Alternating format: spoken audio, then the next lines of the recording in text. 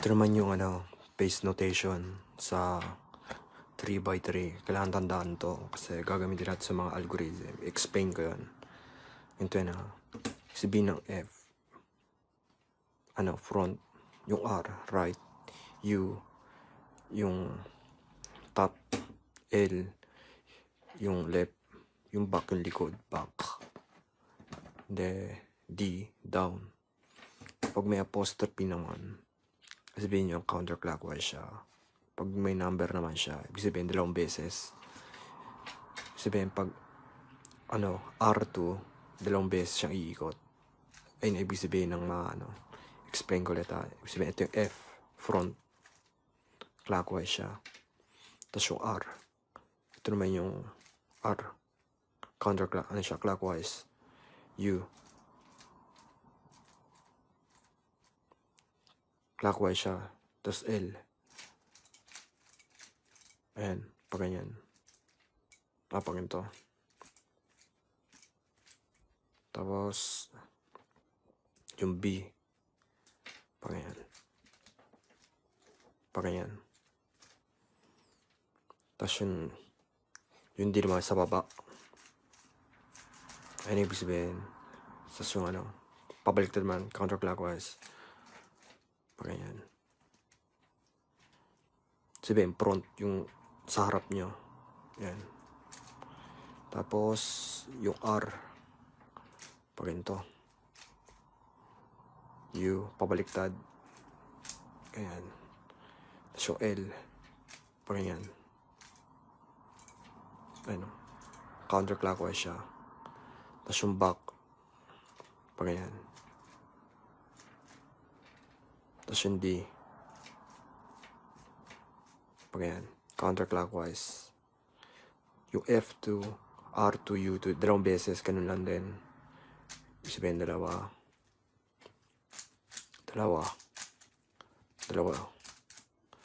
Ayun yung ibig sabihin niya. Ayun yung mga paste notation. Tandaan nyo to kasi kailangan ito mamaya sa mga algorithm natin. Okay, ito na. Bubuin na natin yung Rubik's Cube. So, ang first layer, sa Rubik's Cube may mga layer to. First, second, third layer. Yung first layer sa taas. Yung second layer dito sa gitna. Tapos yung third layer sa baba. Yung last part. Sabihin, gagawin natin yung first layer muna. Gagawa tayo ng cross. So, kahit anong kulay. Pero, mag-start tayo sa white. Gagawa tayo dito ng cross. Ayun yung step natin. So, ito. Pag nandito, pag may gintong pattern kayo nakita, puti, blue, ikot nyo. Yan. Pares na. Tapos hahanapin nyo yung blue katapat. Yan. Ayun yung tatandaan. Next naman.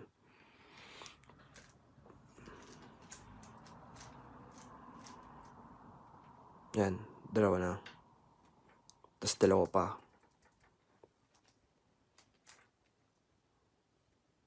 Isa pa.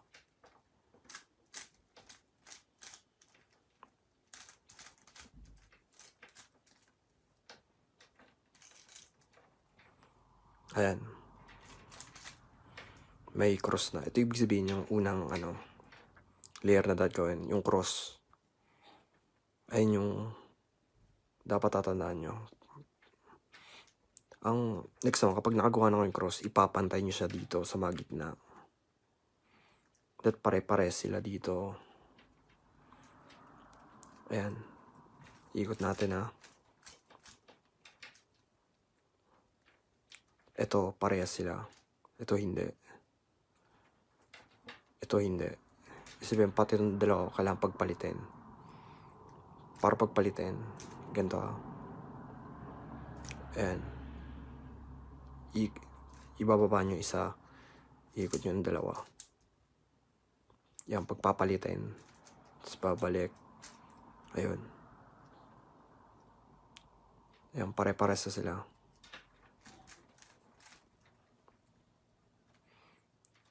Ayun yung una. Yung cross. Pagpapalitin itong 2. kunyari, ito yung baliktad silang dalawa. Para pagpalitan na yan.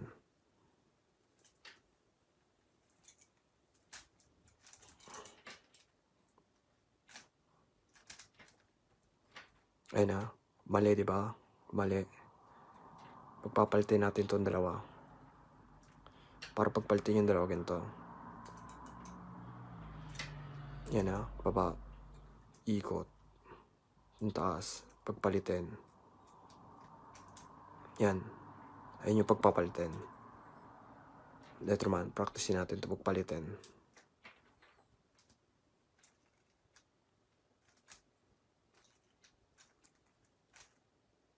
Yan na. Baliktad. Switch natin.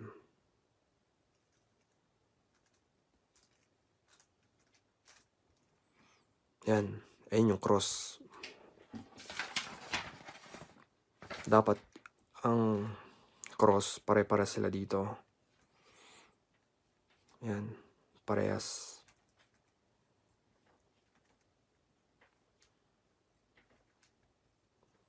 Ayun lang. Ito na yung unang tatandaan, yung cross.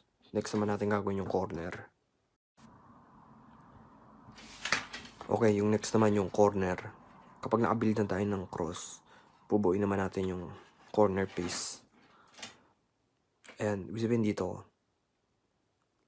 itong apat na to, hahanap tayo ng ano,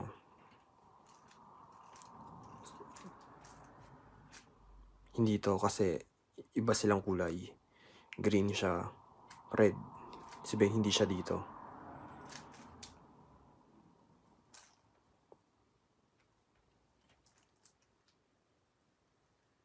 Ito, red, green, pati white.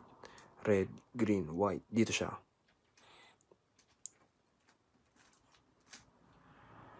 Kapag may ganitong pattern, kapag nakalagay siya dito, iikot mo siya dito ng isa, dalawa, pa ganyan.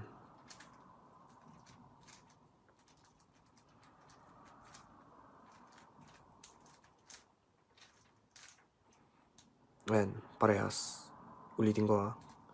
L, down, L, down, L, down, L, down, L, down. Papalit-palit lang. Hanggang mapunta siya. Ayan. Tapos next naman, ito. Itong puti, orange pati green. Dito siya. Green, orange pati puti. Ilalagay, pag sa cube ganyan ha. Gets nyo? Ilalagay nyo dito sa gilid. Ibababa nyo to. Baba, angat. Parehas na, diba? Ito nasa gilid na naman, diba? Ilalagay nyo dito siya, diba? Kasi orange, blue, pati white. Kapag nandito siya, ilipat nyo siya dito. Sa kanan, dito sa side na to. Ibaba. Angat lang. Nandito na naman. Ganyan. Ayun, ito yung first layer.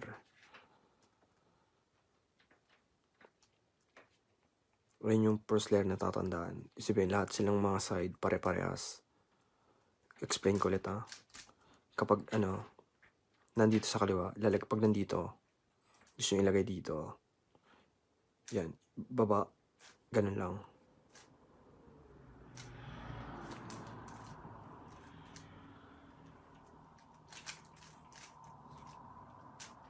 Pag nasa kanan naman, pag nandito, lalagay dito. Ganun. Ganun ibig sabihin. Hindi to mahirap kahit basta tatandaan nyo sa first layer. Bibuild kayo ng puti, tapos lahat sila pare-parehas. May beginners na gagawa muna kayo ng, may iba na ganito ang turo nila. Gagawa ka ng isang kulay lang. Practice ka ng isang kulay. Kahit hindi pa tama. Parang ganito.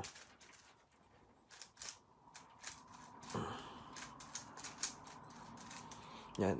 Ganito. Di ba kapag beginners kayo, gagawa lang ng isang kulay. Pwede rin ganun kahit hindi nyo sundan yung gagawa ka ng cross-patting corner. Basta makagawa ka ng first na kulay nyo. Okay yun. Ang tatandaan nyo, pare-pares lang dapat yung mga gilid. Madali lang to. Itong dapat tatandaan nyo kasi hindi na kailangan ng algorithm dahil pag hindi nyo ito nagawa, mahirapan kayo sa next kasi puro algorithm na yung topic. Ganyan. Gawa lang kayo ng isang kulay tapos ito, pagpapalitin nyo, ito pati ito pagpapalitin, i-try nyo lang yung mga ganyan. May ganito ring technique. Gagawin first isang kulay lang. Pagpapalit-palitin nyo na lang. Pwede din yun. Pero gusto ko yung ganito. Build ka ng cross tas yung corner. Para for beginners talaga. So, ayun lang.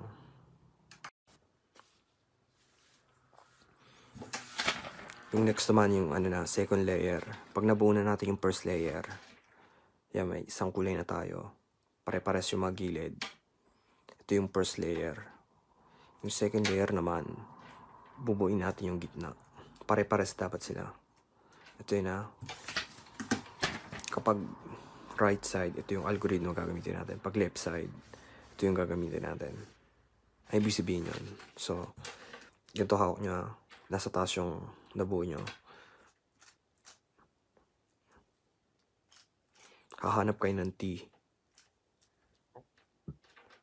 Ayan, T. Pag may nahanap kayo yung T, titignan yung baba. Yung baba, blue. Nasa left siya, diba? Ito, left. Left yung gagamitin natin. Ayan na, T. Tapos yung sa baba, blue. Ito na, gagawin natin algorithm. D, L, down prime, L prime. D prime, F prime, D, F. Ayun, pares na sila. Ito tandaan nyo D, L, D prime, L prime, D prime, F prime, D, F. Kapag nandito yung papupunta, pag ito yung prepare nyo, gagawin L side. Pag right side naman dito, ito yung algorithm na gagamitin nyo. Explain natin ulit and T. Lalagay natin dito. Kasi green, diba? Sa baba green. Ito yung indicator natin. T. Tapos yung sa ilalim. Dito. Okay, gagawin natin yung right side. Right side D. D prime. R prime. D. R. D. F. D. D prime. F prime. Ayan. Nandito na. Pares na. Next naman, hanap tayo ng T. Ito, may case naman na ganito. Hindi nyo mahanap yung kasi ito yung dapat na nandito kapag may ganyan, gawin yung algorithm, tatanggalin nyo siya sa pwesto para maalis siya. Kahit dito, basta gawin nyo dito para matanggal lang siya. Ayan T. T, diba? Lalagay dito. Kasi siya, orange pati green. Dito. Right side, diba? D prime, R prime, D, R, D, front, D prime, F prime. Ayan. Ito yung second layer. Ito lang yung second layer, madali.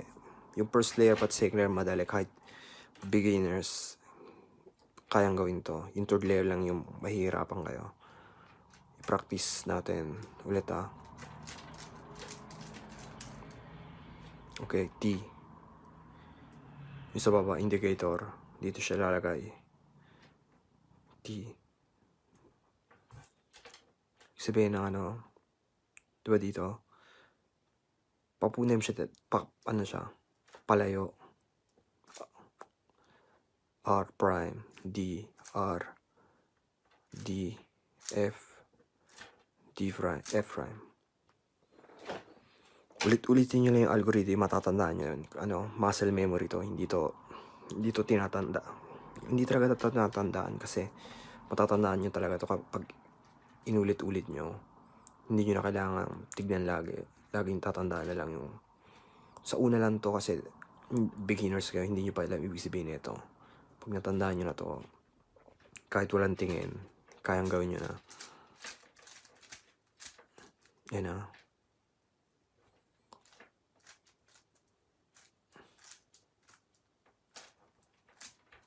May iba ring move na ginto. May pa ganun. Basta, lang, tandaan nyo lang. Marami ring ibang... Ito na, yung third layer. Yung third layer naman, ito na yung first layer na buo na natin. Tapos yung second layer na buo na natin. Tapos yung third layer naman, hawakan nyo ng pabaliktad pag ito na. Nasa baba yung first and second layer. Tapos yung third layer, explain ko na. Yung sa third layer, unang gagawin natin, gagawa tayo ng cross. Tapos ito yung algorithm na gagamitin natin para magawa tayo ng cross dito. Gagawa tayo ng cross dito na hindi masisira yung first and second layer. Ayun yung una natin, yung cross. Madali lang to, ito lang tatandaan natin para madali lang. Ito lang yung algorithm. Yan na. Lagi nyo lang tatandaan dito pag ganito. May ganyan na case. Ito yung case na ganyan na.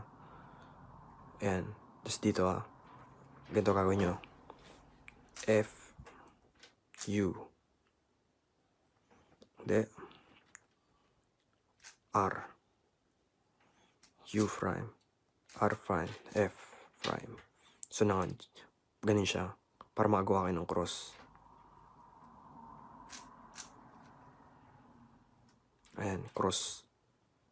Ulitin ko Ayan na.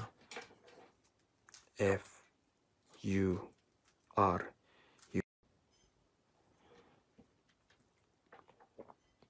Ito naman, may case naman na ganito.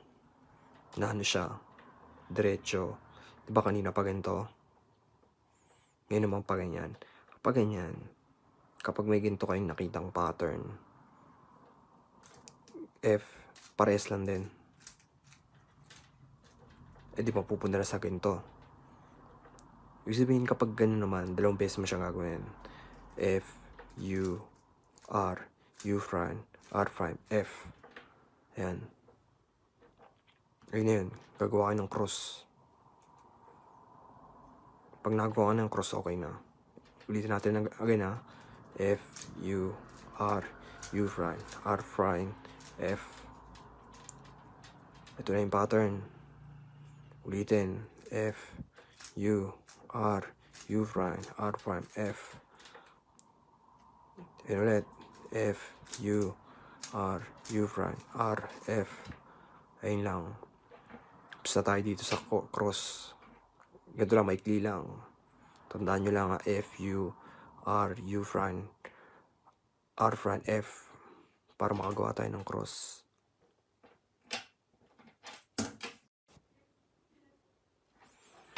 Ito na yung next. Pag nakabuild na tayo ng cross, ang gagawin naman natin, i-check natin yung kung pare-pares na sila dito. Ayan, di ba? Pares sila. Pares sila. Ito hindi. Ito hindi. Sabihin, mali silang dalawa. Switch natin yung middle piece. Itong dalawa, pagpapalitin natin kasi tama na yung dalawa dito. Paano natin gagawin? Itong algorithm na to. Maikli lang. Hindi mahirap. Diba yan? Ito yung tama. Lagi kang nakatapat sa mga mali. ito, pagpapalitan, di ba? Ayan, itong dalawa, pagpapalitan sila. Ayan na, L. Ito na, tatanda yung algorithm. L, U, L prime, U, L, U. Dalawang beses yung U. L. Okay, wait. Check natin.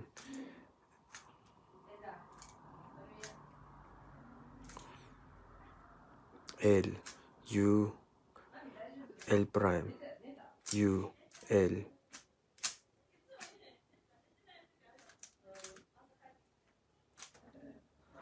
Ayan. Pare-pares na sila. Practice natin ulit ha. L, U, L prime, U, L.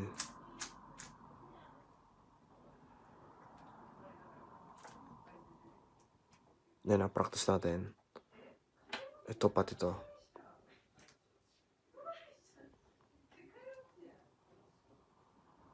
Pag-switch natin ulit ha. L, U, L prime, U, L. Yan na. Ayun yung pag-switch natin.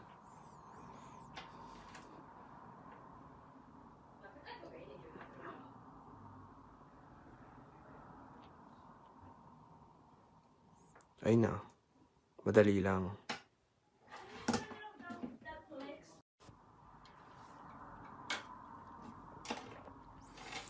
Next na natin gagawin kapag nabuo na natin dito yung cross. Yan, pare-pares na sila. Ang next natin gagawin naman, itong H move. Ang ibig sabihin nito, ang unang hahanapin natin dito, yung pares na dito. Pati dito. Ibig sabihin wala. Wala yung mga pares dito sa puti. Pati sa mga gilid. Ang gagawin natin to. Diba? Ang move niyan, R. Pag yan.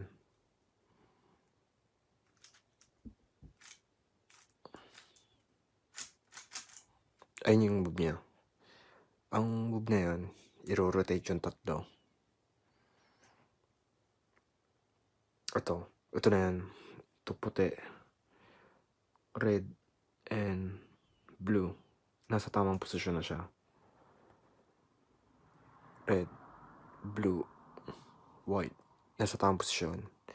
Pag ginamit na itong H move na to, marorotate itong tatlo. So, gawin natin na.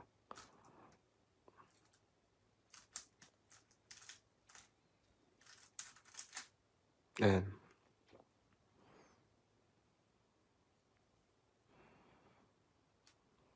Ito na.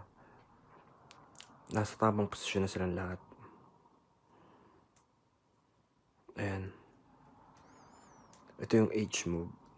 Kasi mabubuo na natin dito yung Rubik's Cube. Para sa huling piece na. Pero hindi, ipapractice muna natin.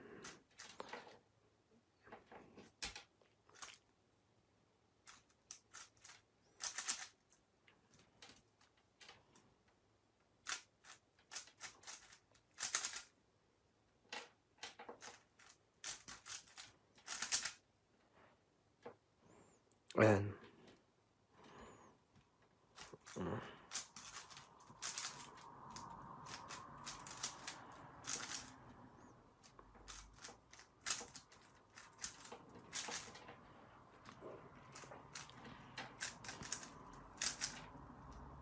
Yan, may ganito namang case na buo dito. Lagi dito yung tama. Tapos, pag ginamit natin itong H move, marorotate yung tatlo. Pero hindi na natin kailangan i-rotate kasi nasa tamang posisyon na sila. Ito yung H move. Ulitin natin R, L prime, U prime, L, U, R prime, U prime, L prime, U, L. Ayun yung move na yan.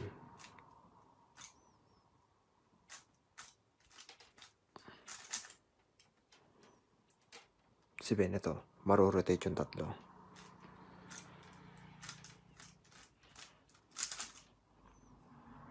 Ayan, ito yung H move para marotate yung tatlo.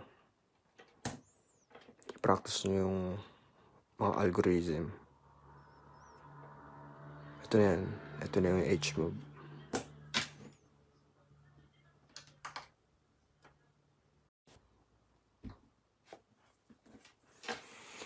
Nandito na tayo sa last, yung corner na lang. Ito naman, kapag nandito, pag nagawa na natin yung H move, kasi nasa tamang posisyon na lahat sila. Ang dapat kailangan natin gawin, itong tatlo. Ibig sabihin ito sa taas, ito yung indicator natin. Pag nasa gilid, ito yung gagamitin natin. Kapag nasa gilid siya, yung puti, indicator nasa gilid, gagamitin natin yung algorithm na to. Pag ganito naman, nasa dito siya, nandito, gagamitin natin to. Nasa gilid, ito. R, D, R prime, D prime, R, D, R, D prime. Yan. Tapos rotate natin. Ito.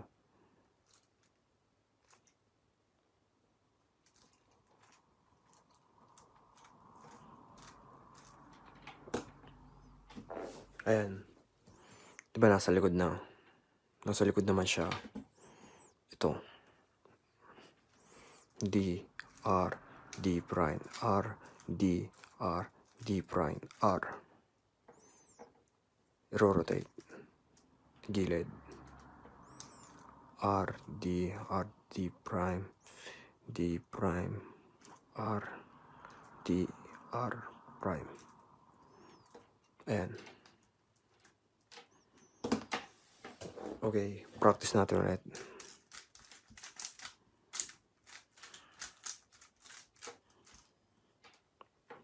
Okay. Ayan na. Nasa likod, yung indicator natin. Blue. Backside siya. D, R, D prime, R, D, R, D prime, R prime. Ayun na, tama na. Rotate. Side. R, D, R prime, D prime, R, D, R prime. Ayun na. Ayun yung last corner.